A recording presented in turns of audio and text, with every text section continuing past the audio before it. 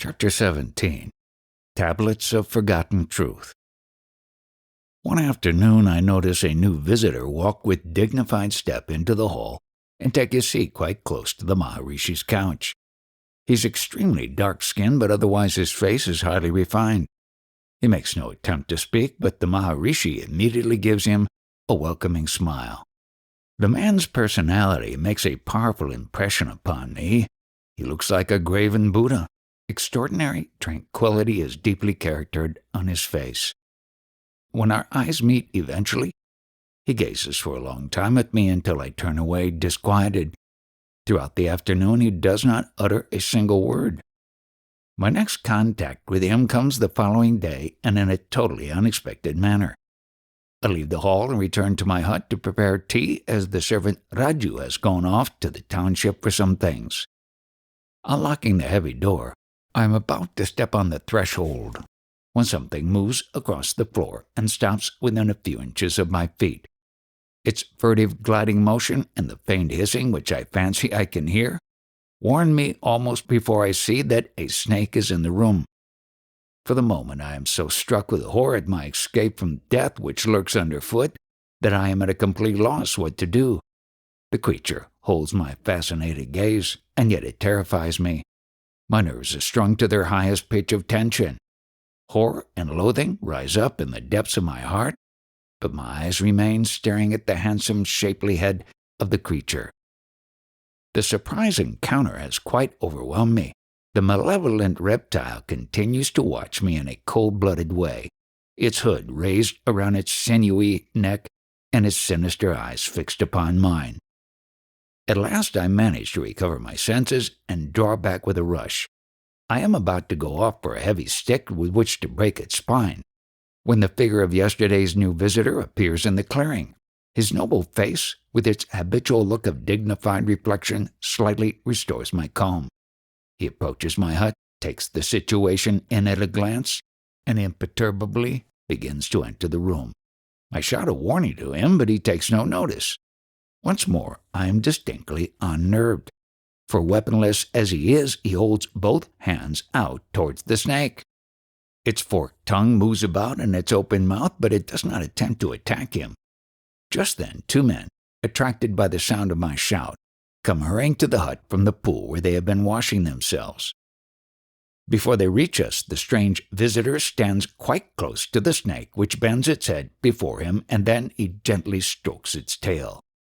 The fangs cease their sinister movement in the handsome but venomous head until the arrival of the other two men. Then the supple body of the snake begins to move with a quick, writhing movement as it seems to recollect itself, and before four pairs of eyes, it slithers quickly out of the hut into the safe refuge of the jungle overgrowth. "It is a young cobra," remarks one of the late arrivals, who is a leading merchant in the township, and often comes to pay his respects to the sage or to have a chat with me. I express my astonishment at the fearless way in which my first visitor handled the snake. "Ah, that is Yogi Ramaya," replies the merchant when I ask for an explanation. "He is one of the most advanced disciples of the Maharishi, a remarkable man." It is not possible to enter into conversation with the yogi because I discovered that part of the special discipline which he has imposed upon himself consists in keeping strict silence, and because he comes from a Telugu-speaking district, his acquaintance with English is as limited as mine with Telugu, that is, almost nil. I learn also that he maintains an almost complete reserve and does not associate with the others in the place, as a rule, that he stays in a small stone shelter, which he has constructed under the shadow of some huge boulders on the other side of the pool, and that he has been a disciple of the Maharishis for 10 years. The gap between us is bridged, however, soon after. I meet him at the pool, whither he has come with the brass pitcher for water. His darkly mysterious but benignant countenance again attracts me, and as I happen to have a camera in my pocket, I request him by means of gestures to pose for his photograph. He offers no objection, and even follows me to the hut after it is taken. There we encounter the ex-station master, who is squatting outside my door and awaiting my arrival. In the result, I discover that the old man knows Telugu almost as well as he knows English and is quite agreeable to play the interpreter between us, with penciled notes as a substitute for vocal speech. The yogi is not very communicative and evidently dislikes being interviewed, but I managed to elicit a few more facts about him. Ramaya is still on the right side of 40. He owns some land property in the Nellore district, and although he has not formally renounced the world, he lets his family carry on active control of his estates so that he can give more time to his yoga interests. He has a group of his own disciples in Nellore, but once every year he leaves them to visit the Maharishi, with whom he stays for 2 or 3 months at a time. He has made an extensive tour of South India in his younger days when he sought actively for a master in yoga. He has studied under different teachers and developed some exceptional faculties and powers. Breathing exercises and meditation practices come easily to him. He appears to have outstripped his teachers because he obtained experiences which they could not explain satisfactorily to him. As a consequence, he came, at last, to the Maharishi, who quickly provided him with the correct explanation and assisted his further course. Yogi Ramaya tells me that he has come to stay for 2 months, bringing his own personal servant with him, and that he has been glad to find a Westerner taking an interest in the ancient wisdom of the East. I show him an illustrated English magazine, and he makes a curious commentary upon one of the pictures. When your wise men in the West leave off trying to make engines run faster than those which they already have and begin to look into their own selves, your race may then find more real happiness. Can you say that your people become more contented each time they discover something that enables them to travel more quickly? Before he leaves me, I question him about the incident with the young cobra. He smilingly scribbles a reply. What have I to be afraid of?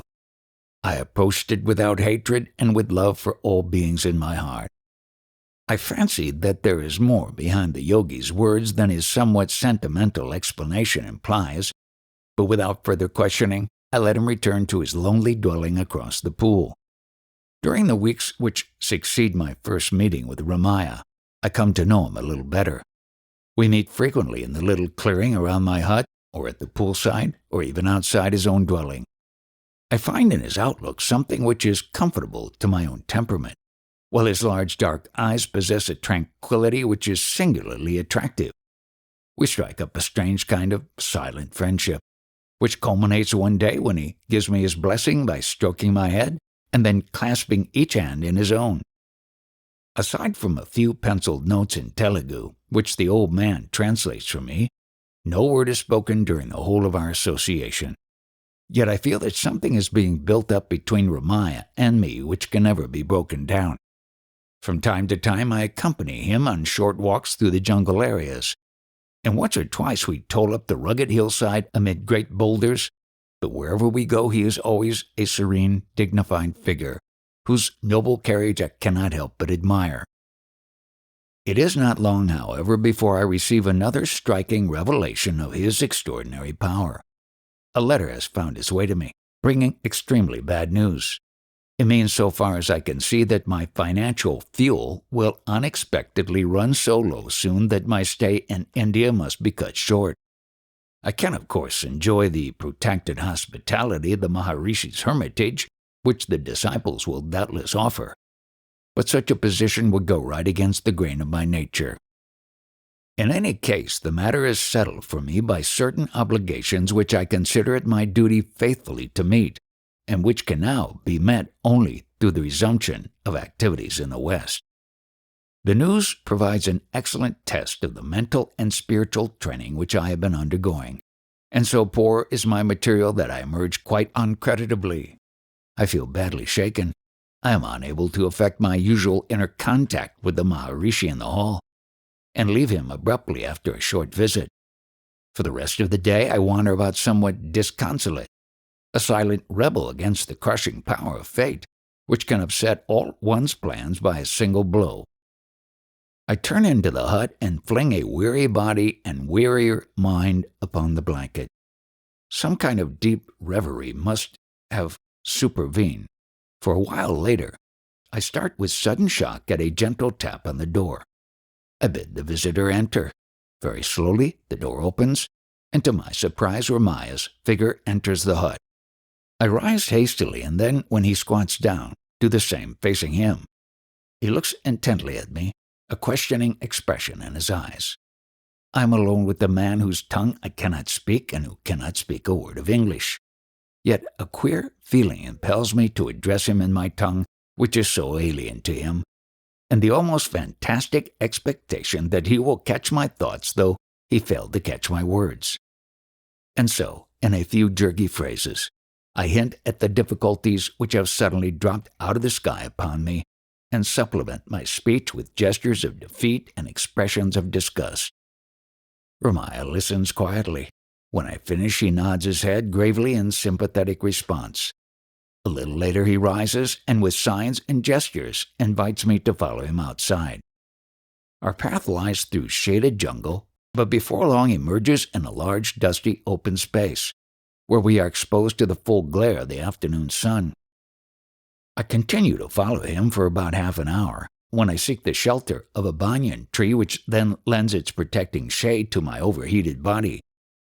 After a short rest, we travel on for another half hour, again crossing a patch of scrub jungle, and ultimately wander down to a great pool by a route which Ramaya appears to be familiar.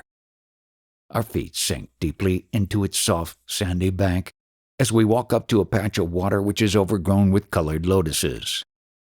The yogi selects the shade of an exceptionally low tree and seats himself beneath it.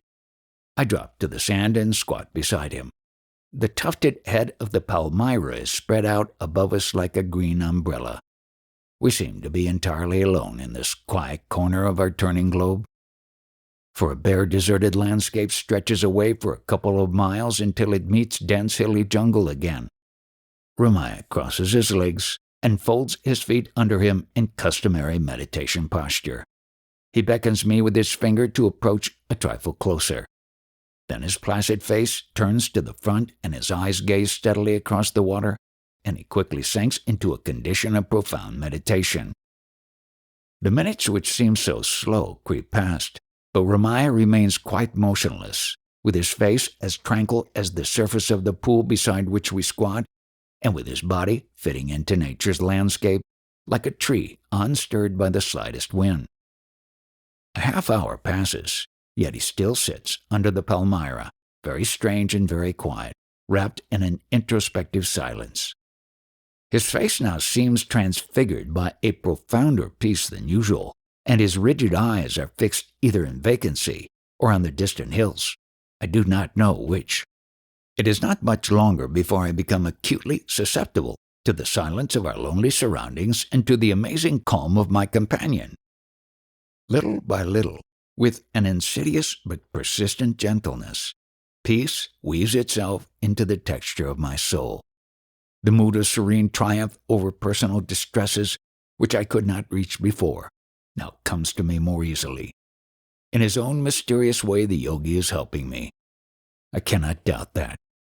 Barely a breath comes from his quiet form, so sunk is he in deepest meditation. What is the secret of his sublime condition? What is the source of this beneficent radiation which emanates from him? The heat is lessening with the approach of evening, and the baked sand begins to cool. A ray of vivid gold from the westering sun falls on the yogi's face, turning his motionless body for the nonce into a haloed idol. I let go of him in thought that I may turn again to enjoy the increasing peace which is flowing in waves over my being. The changes and chances of mundane existence now take their fit proportions, as I begin to live in my own diviner depths. I perceive with startling clarity that a man can look serenely upon his tribulations, if only he can find the standpoint of his deeper self, that it is foolish to cling to the transient comfort of worldly hopes, when the unchanging certainty of a diviner protection awaits his acceptance, and that the reason why the wise Galilean told his disciples to take no thought for the morrow was because a higher power had taken thought for them. I perceive, too, that once a man accepts this invitation to place his confidence in the prophetic element within his being, he may pass through the vicissitudes of human life in this world without fear and without faltering.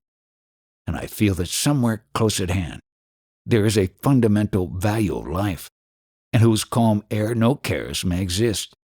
Thus the burden which lay so heavy on my mind vanishes with this change of spiritual atmosphere. I reck little of time during this beautiful experience. And I do not know how one can satisfactorily explain the mystery of the divine withinness and its independence of any temporal sense. Twilight falls upon the vivid scene. Somewhere in the dim recesses of memory, I am aware that night comes in these tropic parts with surprising quickness, yet I feel no concern about the matter. It is enough that this wonderful man at my side is content to stay and lead me inwards to the sovereign good serenity. When at length he lightly touches my arm as a signal to rise, the darkness is complete.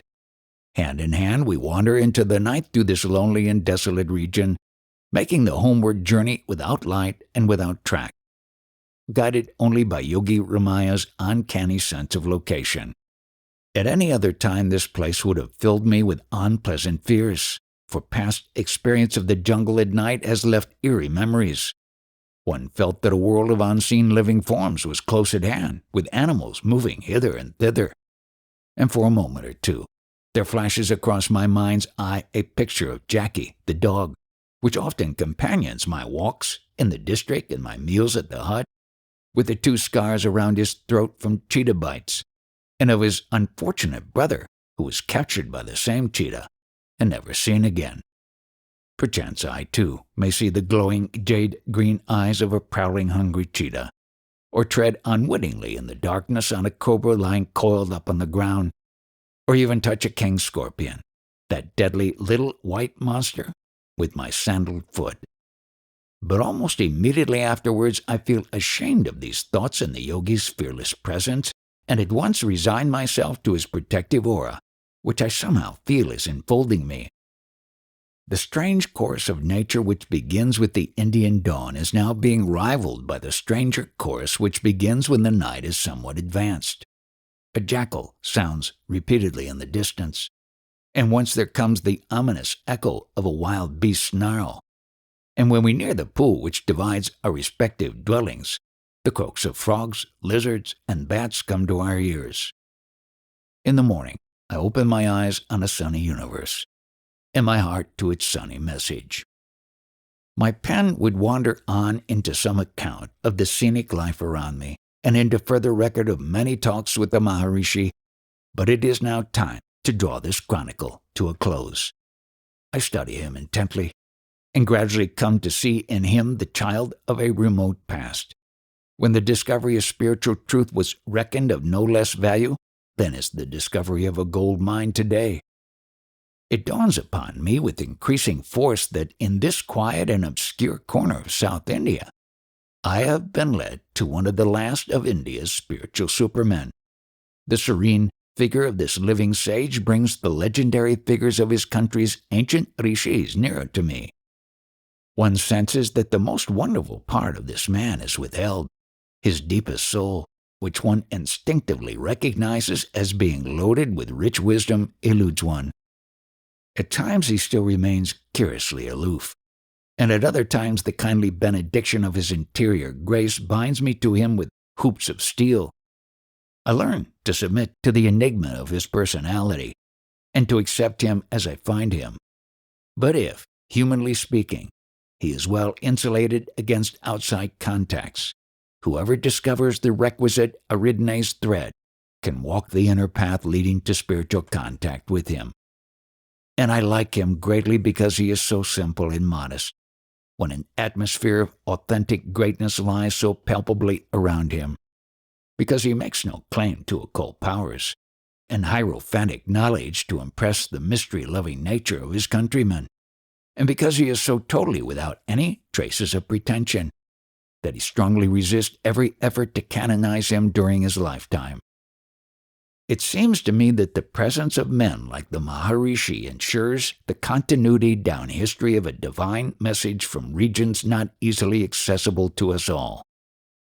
It seems to me further that one must accept the fact that such a sage comes to reveal something to us, not to argue anything with us. At any rate, his teachings make a strong appeal to me, for his personal attitude and practical method, when understood, are quite scientific in their way. He brings in no supernatural power and demands no blind religious faith. The sublime spirituality of the Maharishi's atmosphere and the rational self-questioning of his philosophy find but a faint echo in yonder temple. Even the word God is rarely on his lips. He avoids the dark and debatable waters of wizardry, in which so many promising voyages have ended in shipwreck.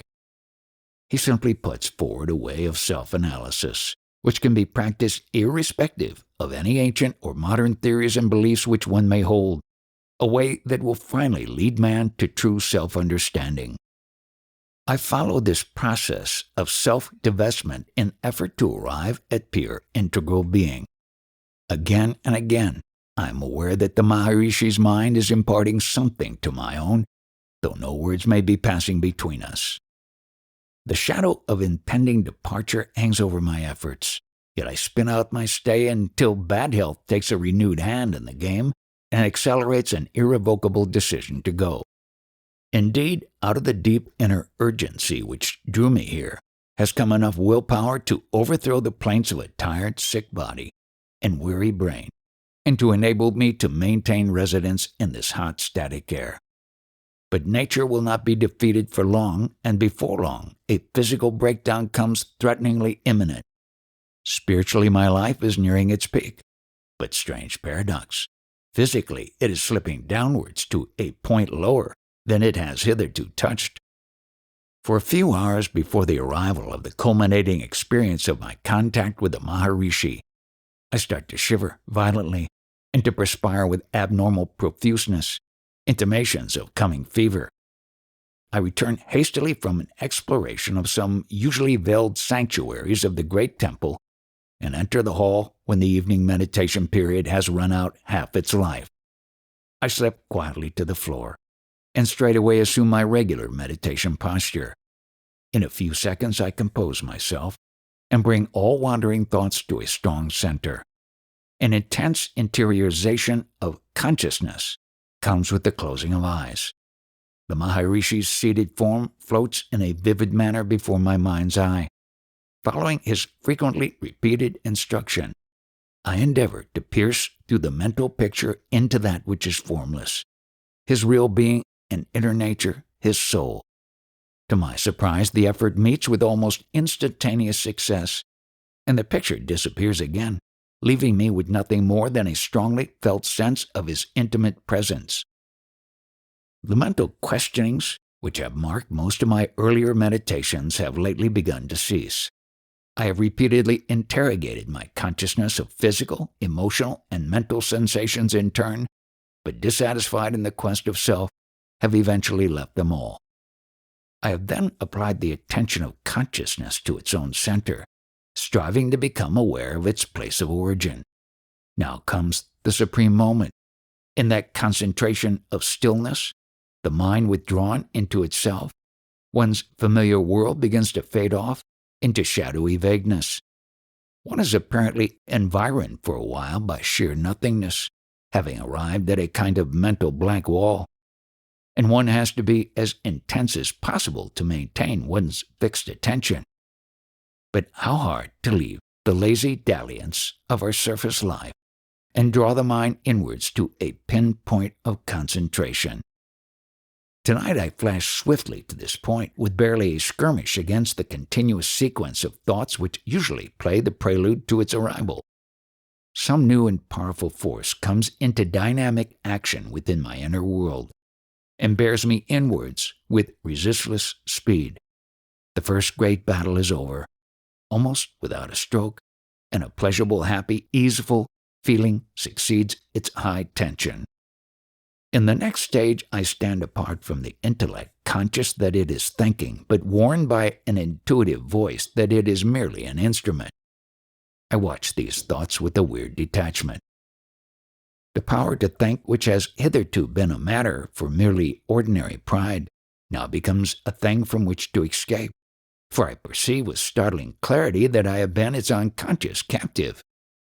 There follows the sudden desire to stand outside the intellect and just be. I want to dive into a place deeper than thought. I want to know what it will feel like to deliver myself from the constant bondage of the brain, but to do so with all my attention awake and alert. It is strange enough to be able to stand aside and watch the very action of the brain as though it were someone else's, and to see how thoughts take the rise and then die. But it is stranger still to realize intuitively that one is about to penetrate into the mysteries which hide the innermost recesses of man's soul. I feel like some Columbus about to land on an uncharted continent. A perfectly controlled and subdued anticipation quietly thrills me. But how divorce myself from the age-old tyranny of thoughts? I remember that the Maharishi has never suggested that I should attempt to force the stoppage of thinking. Trace thought to its place of origin, is his reiterated counsel. Watch for the real self to reveal itself, and then your thoughts will die down of their own accord. So feeling that I have found the birthplace of thinking, I let go of the powerfully positive attitude which has brought my attention to this point, and surrender myself to complete passivity, yet still keeping as intently watchful as a snake of its prey. This poised condition reigns until I discover the correctness of the sage's prophecy. The waves of thought naturally begin to diminish. The workings of logical, rational sense drop towards 0 point. The strangest sensation I have experienced till now grips me. Time seems to reel dizzily as the antennas of my rapidly growing intuition begin to reach out into the unknown.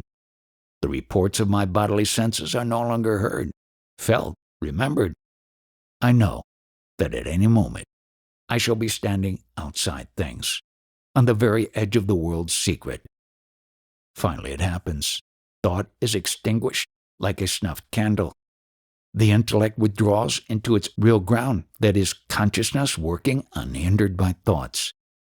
I perceive what I have suspected for some time and what the Maharishi has confidently affirmed, that the mind takes its rise in a transcendental source.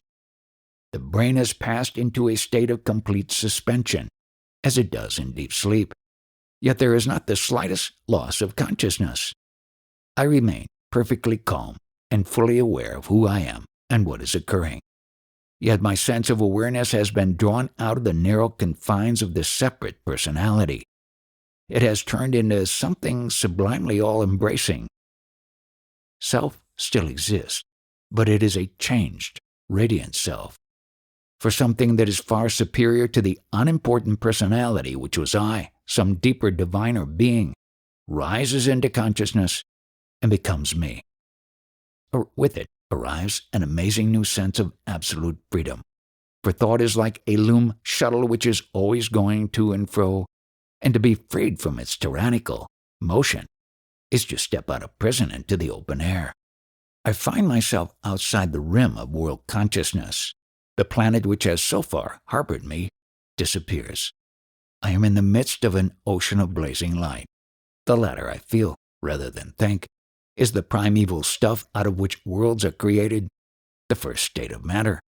It stretches away into unreliable infinite space, incredibly alive. I touch as in a flash the meaning of this mysterious universal drama which is being enacted in space, and then return to the primal point of my being. I, the new I, rest in the lap of holy bliss.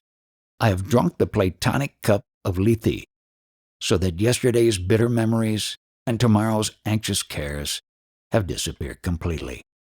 I have attained a divine liberty and an almost indescribable felicity. My arms embrace all creation with profound sympathy, for I understand in the deepest possible way that to know all is not merely to pardon all, but to love all, my heart is remolded in rapture. How shall I record these experiences through which I next pass, when they are too delicate for the touch of my pen? Yet the starry truths which I learn may be translated into the language of earth, and the effort will not be a vain one.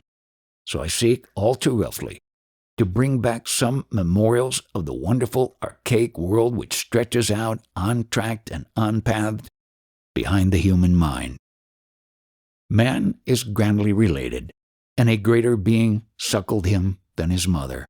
In his wiser moments he may come to know this. Once, in the far days of his own past, man took an oath of lofty allegiance, and walked, turbaned, in divine grandeur, with the gods. If today the busy world calls to him with imperious demand and he gives himself up to it, there are those who have not forgotten his oath, and he shall be reminded of it at the appropriate hour. There is that in man which belongs to an imperishable race. He neglects his true self almost completely, but his neglect can never affect or alter its shining greatness. He may forget it and entirely go to sleep in the senses, yet on the day when it stretches forth its hand and touches him, he shall remember who he is and recover his soul. Man does not put the true value upon himself because he has lost the divine sense. Therefore he runs after another man's opinion, when he could find complete certitude more surely in the spiritually authoritative center of his own being. The Sphinx surveys no earthly landscape. Its unflinching gaze is always directed inwards, and the secret of its inscrutable smile is self-knowledge. He who looks within himself and perceives only discontent, frailty, darkness, and fear need not curl his lip in mocking doubt. Let him look deeper and longer, until he presently becomes aware of faint tokens and breath-like indications which appear when the heart is still. Let him heed them well, for they will take life and grow into high thoughts that will cross the threshold of his mind like wandering angels, and these again shall become forerunners of a voice which will come later, the voice of a hidden, recondite, and mysterious being who inhabits his center, who is his own ancient self. The divine nature reveals itself anew in every human life, but if a man walk indifferently by, then the revelation is as seed on stony ground. No one is excluded from this divine consciousness. It is man who excludes himself. Man makes formal and pretentious inquiry into the mystery and meaning of life, when all the while each bird perched upon a green bough, each child holding its fond mother's hand, has solved the riddle and carries the answer in its face. That life which brought you to birth, O man, is nobler and greater than your farthest thought. Believe in its beneficent intention towards you and obey its subtle injunctions whispered to your heart in half-felt intuitions. The man who thinks he may live as freely as his unconsidered desires prompt him, and yet not carry the burden of an eventual reckoning, is binding his life to a hollow dream. Whoever sins against his fellows or against himself pronounces his own sentence thereby. He may hide his sins from the sight of others, but he cannot hide them from the all-recording eyes of the gods. Justice still rules the world with inexorable weight, though its operations are often unseen, and though it is not always to be found in stone-built courts of law. Whoever escapes from paying the legal penalties of earth can never escape from paying the just penalties which the gods impose. Nemesis, remorseless and implacable, holds such a man in jeopardy every hour. Those who have been held under the bitter waters of sorrow, those who have moved through shadowed years in the midst of tears, will be somewhat readier to receive the truth which life is ever silently voicing. If they can perceive nothing else, they can perceive the tragical transience which attends the smile of fortune. Those who refuse to be deluded by their brighter hours will not suffer so greatly from their darker ones. There is no life that is not made up of the warp of pleasure and the woof of suffering. Therefore no man can afford to walk with proud and pontifical air. He who does so takes his perambulation at a grave peril. For humility is the only befitting robe to wear in the presence of the unseen gods, who may remove in a few days what has been acquired during many years. The fate of all things moves in cycles, and only the thoughtless observer can fail to note this fact. Even in the universe, it may be seen that every perihelion is succeeded by an aphelion. So in the life and fortunes of man, the flood of prosperity may be succeeded by the ebb of privation. Health may be a fickle guest, while love may come only to wander again. But when the night of protracted agony dies, the dawn of newfound wisdom glimmers. The last lesson of these things is that the eternal refuge in man, unnoticed and unsought as it may be, must become what it was once. His solace or disappointment and suffering will periodically conspire to drive him in upon it. No man is so lucky that the gods permit him to avoid these two great tutors of the race. A man will feel safe, protected, secure, only when he discovers that the radiant wings of sublimity enfold him. While he persists in remaining unillumined, his best inventions shall become his worst impediments, and everything that draws him closer to the material frame of things shall become another knot he must later untie, for he is inseparably allied to his ancient past. He stands always in the presence of his inner divinity and cannot shake it off. Let him then not remain unwitting of this fact, but deliver himself, his worldly cares and secret burdens, into the beautiful care of his better self, and it shall not fail him. Let him do this, if he would live with gracious peace and die with fearless dignity. He who has once seen his real self will never again hate another. There is no sin greater than hatred, no sorrow worse than the legacy of land splashed with blood which it inevitably bestows, no result more certain than it will recoil on those who send it forth, though none can hope to pass beyond their sight. The gods themselves stand unseen as silent witnesses of man's awful handiwork. A moaning world lies in woe all round them, yet sublime peace is close at hand for all. Weary men, tried by sorrow and torn by doubts, stumble and grope their way through the darkened streets of life. Yet a great light beats down upon the paving stones before them. Hate will pass from their world only when man learns to see the faces of his fellows, not merely by the ordinary light of day, but by the transfiguring light of their divine possibilities, when he can regard them with the reverence they deserve as the faces of beings in whose hearts dwells an element akin to that power which men name God. All that is truly grand in nature and inspiringly beautiful in the arts speak to man of himself. Where the priest has failed his people, the illumined artist takes up his forgotten message and procures hints of the soul for them. Whoever can recall rare moments when beauty made him a dweller amid the eternities should, whenever the world tires him, turn memory into a spur and seek out the sanctuary within. Thither he should wander for a little peace, a flush of strength and a glimmer of light, confident that the moment he succeeds in touching his true selfhood, he will draw infinite support and find perfect compensation. Scholars may burrow like moles among the growing piles of modern books and ancient manuscripts which line the walls of the house of learning, but they can learn no deeper secret than this, no higher truth than the supreme truth that man's very self is divine. The wistful hopes of man may wane as the years pass, but the hope of undying life, the hope of perfect love, and the hope of assured happiness shall ultimately find a certain fulfillment, for they constitute prophetic instincts of an ineluctable destiny which can in no way be avoided. The world looks to ancient prophets for its finest thoughts and cringes before dusty eras for its noblest ethics. But when a man receives the august revelation of his own starry nature, he is overwhelmed. All that is worthy in thought and feeling now comes unsought to his feet. Inside the cloistral quiet of his mind arise visions not less sacred than those of the Hebrew and Arab seers who reminded their race of its divine source.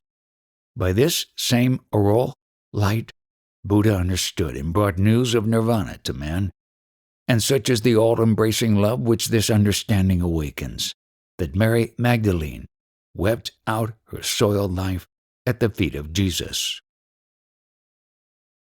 No dust can ever settle on the grave grandeur of these ancient truths, though they have lain in time since the early days of our race.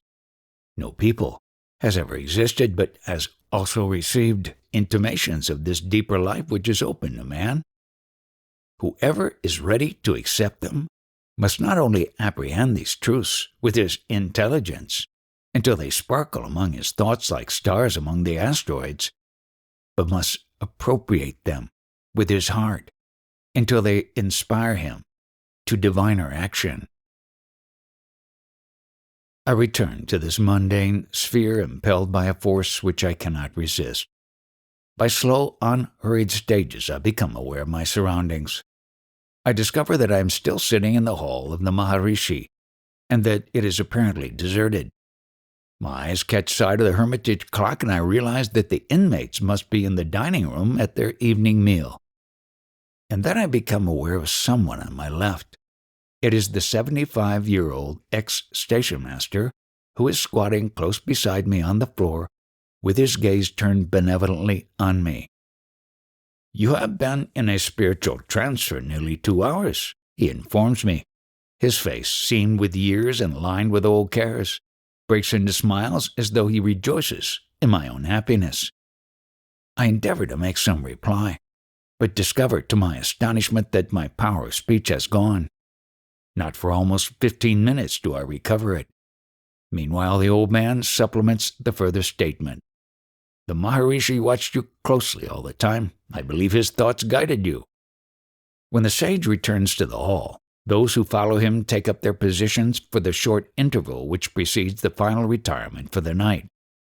He raises himself up on the divan and crosses his legs. Then, resting his elbow on the right thigh, he holds his chin within the upright hand, 2 fingers covering his cheek.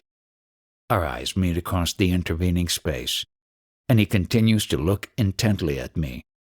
And when the attendant lowers the wicks of the hall's lamps, following the customary nightly practice, I am struck once again by the strange luster in the Maharishi's calm eyes. They glow like twin stars in the half-darkness. I remind myself that never have I met in any man's eyes as remarkable as those of this last descendant of Indian rishis. And so far as the human eyes can mirror divine power, it is a fact that the sages do that. The heavily scented incense smoke rises in soft spirals, the while I watch those eyes that never flicker. During the 40 minutes which pass so strangely, I say nothing to him, and he says nothing to me. What use are words? We now understand each other better without them, for in this profound silence, our minds approach a beautiful harmony, and in this optic telegraphy, I receive a clear, unuttered message. Now that I have caught a wonderful and memorable glimpse of Maharishi's viewpoint on life, my own inner life has begun to mingle with his.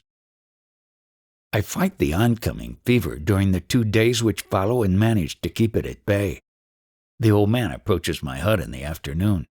"Your stay among us draws to an end, my brother," he says regretfully, "but you will surely return to us one day." "Most surely," I echo confidently. When he leaves me, I stand at the door and look up at the hill of the holy beacon, Arunachala, the sacred red mountain, as the people of the countryside prefer to call it. It has become the colorful background of all my existence. Always, I have but to raise my eyes from whatever I am doing whether eating, walking, talking, or meditating. And there is its strange, flat-headed shape, confronting me in the open or through a window. It is somehow inescapable in this place, but the strange spell it throws over me is more inescapable still. I begin to wonder whether this queer, solitary peak has enchanted me. There is a local tradition that it is entirely hollow, and that in its interior dwell several great spiritual beings who are invisible to mortal gaze. But I disdain the story as a childish legend. And yet this lonely hill holds me in a powerful thrall, despite the fact that I have seen others infinitely more attractive. This rugged piece of nature, with its red laterite boulders, tumbled about in disorderly masses, and glowing like dull fire in the sunlight, possesses a strong personality which emanates a palpable, awe-creating influence. With the fall of dusk, I take my farewells of everyone except the Maharishi. I feel quietly content because my battle for spiritual certitude has been won, and because I have won it without sacrificing my dearly held rationalism for blind credulity. Yet when the Maharishi comes to the courtyard with me a little later, my contentment suddenly deserts me. This man has strangely conquered me, and it deeply affects my feelings to leave him. He has grappled me to his own soul, with unseen hooks which are harder than steel, although he has sought only to restore man to himself, to set him free, and not to enslave him. He has taken me into the benign presence of my spiritual self, and helped me, dull Westerner that I am, to translate a meaningless term into a living and blissful experience. I linger over our parting, unable to express the profound emotions which move me. The indigo sky is strewn with stars, which cluster in countless thousands close over our heads. The rising moon is a thin crescent disk of silver light. On our left, the evening fireflies are making the compound grove radiant, and above them, the plumed heads of tall palms stand out in black silhouette against the sky. My adventure in self-metamorphosis is over, but the turning axle of time will bring me back to this place, I know. I raise my palms and close them together in the customary salutation, and then mutter a brief goodbye. The sage smiles and looks at me fixedly, but says not a word. One last look towards the Maharishi, one last glimpse by the dim lantern of a tall copper-skinned figure with lustrous eyes, another farewell gesture on my part, a slight wave of his right hand in response, and we part. I climb into the waiting bullock cart. The driver swishes his whip. The obedient creatures turn out of the courtyard into the rough path, and then trot briskly away into the jasmine-scented tropic night.